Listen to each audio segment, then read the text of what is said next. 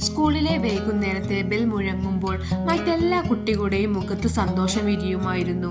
എന്നാൽ മാളവികയ്ക്ക് ആ ശബ്ദം നെഞ്ചിരിപ്പാണ് സമ്മാനിച്ചത്.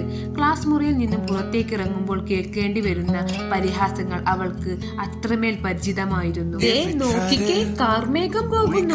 പുറകിൽ നിന്നുള്ള ആൺകുട്ടികളുടെ ചിരി മാളവികയുടെ കാതുകളിൽ പതിച്ചു. അവൾ തല താഴ്ത്തി നടന്നു. അവളുടെ ഇരുണ്ട ചർമ്മത്തിന്റെ പേരിൽ കൂട്ടുകാരിൽ ഭൂരിഭാഗവും അവളെ ഗ്രൂപ്പ് ഫോട്ടോകളിൽ നിന്നും കളികളിൽ നിന്നും മാറ്റി നിർത്തി. യൂണിഫോമിന്റെ വെള്ളക്കുപ്പായത്തിൽ അവളുടെ കറുത്ത നിറം കൂടുതൽ പ്രകടമാവുന്നു എന്ന് പറഞ്ഞ് ബെഞ്ചിലിരുന്ന ചിലർ അവളെ നോക്കി മുഖം ചുളിച്ചു.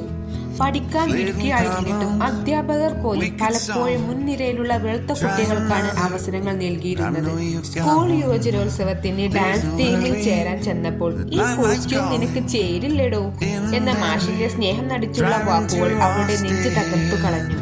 അന്ന് ശുചിമുറിയുടെ കോണിലിരുന്ന് അവൾ ഒരുപാട് കരഞ്ഞു. കണ്ണാടിയിൽ നോക്കി സ്വന്തം നിറത്തെ അവൾ വെറുത്തു. വർഷങ്ങൾ കടന്നുപോയി. സ്കൂൾ പഠനം പൂർത്തിയായപ്പോഴേക്കും അവൾ ഒരു കാര്യം മനസ്സിലാക്കിയിരുന്നു. മറ്റുള്ളവരുടെ പരിഹാസങ്ങൾക്ക് വിട്ടുകൊടുക്കാനുള്ളതല്ല തന്റെ ജീവിതം. അവൾ തന്റെ പഠനത്തിലും എഴുത്തിലും ശ്രദ്ധ കേന്ദ്രീകരിച്ചു. വർഷങ്ങൾക്കിപ്പുറം അതേ സ്കൂളിലെ വാർഷിക ആഘോഷത്തിന് മുഖ്യ അതിഥിയായി എത്തിയത് സംസ്ഥാനത്തെ മികച്ച സിവിൽ സർവീസ് ഉദ്യോഗസ്ഥയായി തിരഞ്ഞെടുക്കപ്പെട്ട മാളവിക IAS ആയിരുന്നു. അന്ന് അവളെ പരിഹസിച്ചവരും മാറ്റി നിർത്തിയവരും സദസ്സിലിരുന്ന് അവൾക്കായി കൈയടിച്ചു.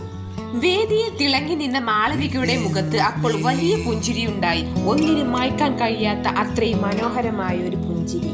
Thank you for watching.